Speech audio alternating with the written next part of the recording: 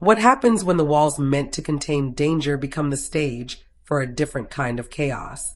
When fear rules the halls and the line between captor and captive blurs, something has gone terribly wrong in Trinidad, a country currently under a state of emergency. A 65-inch TV in a maximum security prison cell isn't just a luxury item. It's a symbol of a system unraveling at the seams. Guns hidden behind bars, drones dropping contraband like it's a delivery service, and officers caught in the middle of a war they barely control. Tonight, Defense Minister Wayne Sturge revealed a chilling glimpse into this crisis gripping Trinidad's prisons, a crisis with consequences far beyond the prison walls.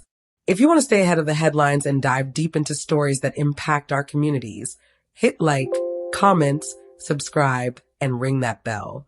Because this story and many like it deserve more than just a quick scroll.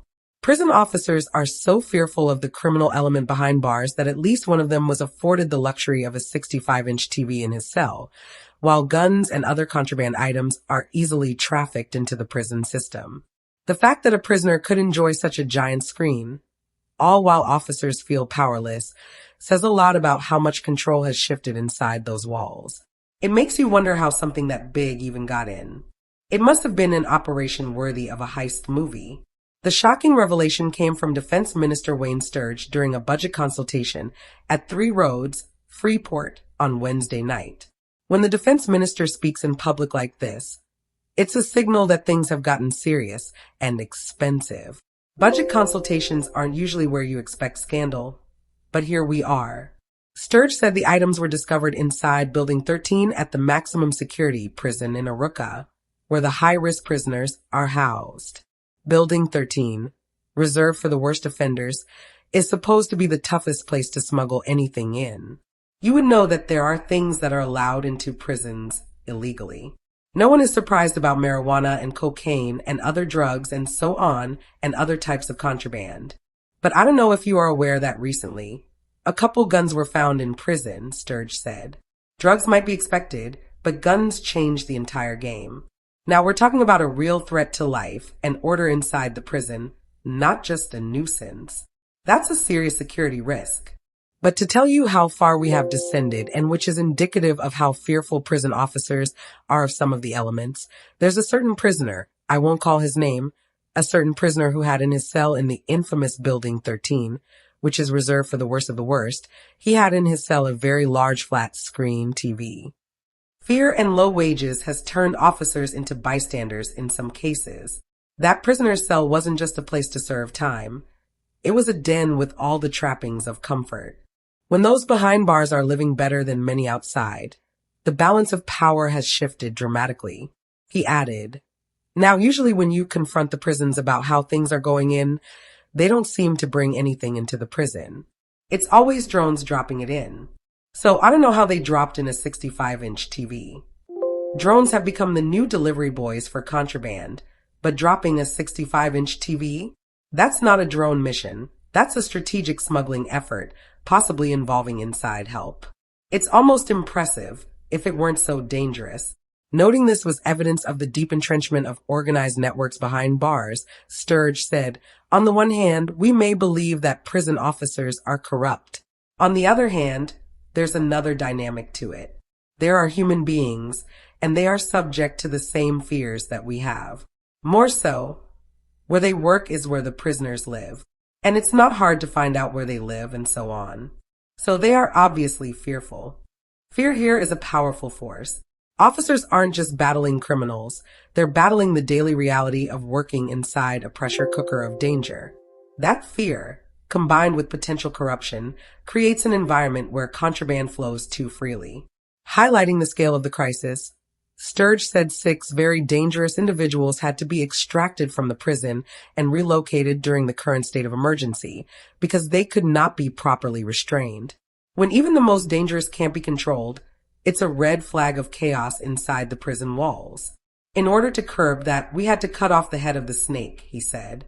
Yet, even after their extraction, he said one of the inmates reportedly issued threats to law enforcement via a voice note. Sturge said 3 of the 6 extracted prisoners are leaders of gangs operating in Sangre Grande, an area now witnessing a surge in gang warfare. The power prison gangs wield spills, far beyond the prison. Sturge said the ministry is concerned by a new level of violence in that region and across the country, warning that local gangs are now being absorbed into a dangerous transnational network. The local fights aren't local anymore. They're part of a bigger, darker story unfolding across borders. Maybe Kamla is right after all. They themselves have been infiltrated by a group from Venezuela, which is now designated as a terrorist group, he said. When gangs morph into terror-linked militias, the stakes are higher than ever. Have you all heard of Trinidad Tobago? That's Venezuelan. I don't want to call it a cartel, but they are mercenaries in essence. They operate on behalf of drug cartels, and they are here. They are integrating with our locals, and that's a very dangerous thing. This isn't just crime, it's organized chaos. Local gangs merging with foreign mercenaries means more weapons, more violence, and more corruption.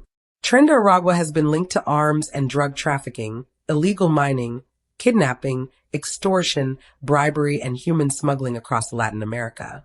Their portfolio of crime reads like a worst-case scenario for law enforcement. Its reported presence in TNT, Sturge said, marks a shift in the scale of organized crime and underscores the need for advanced surveillance and more aggressive enforcement. The government faces a new kind of threat that requires new tools, but whether those tools arrive fast enough is the question. POA boss responds. In an immediate response to Sturge's claims, Prison Officers Association President Gerard Gordon said his members were being made scapegoats. He said he was disturbed to hear Sturge refer to the TV in a prisoner's cell, noting this incident happened years ago.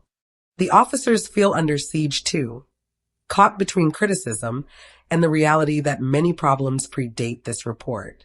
Prisoners have submitted numerous requests for appliances to the Commissioner of Prisons, Mr. Sturge, and they need to do some deeper digging instead of talking about things on the surface.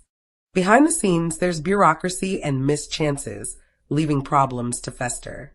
He said the prison service is also being starved of resources.